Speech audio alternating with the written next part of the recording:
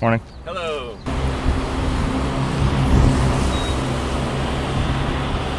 So what's it like walking around in the Apple Vision Pro if you're just trying to go to a coffee shop? Well, I'm in my Apple Vision Pro right now, and the first thing you'll notice is that the apps move right past you. So if I try and open my menu, you'll see that I keep walking through it. Can't really open anything. I can cross the street just like normal. There's no lag or latency. And I can say stuff like, "Hey Siri, play music." But see, she's gone because Siri is somewhere floating over there. See? "Hey Siri, pause music." And it just stays.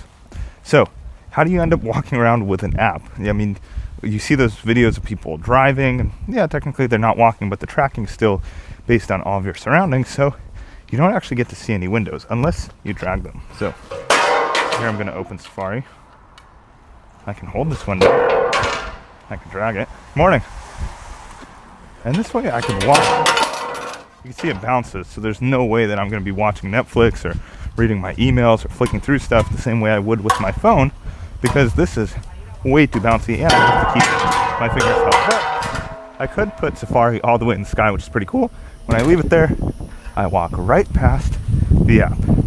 So you can only hold one app at a time. And that's the basics of walking around with Apple Vision Pro. If you see someone wearing it, they may be on a call, they may be listening to music, but they're definitely not interacting with a bunch of apps, and all this hand movement is baloney.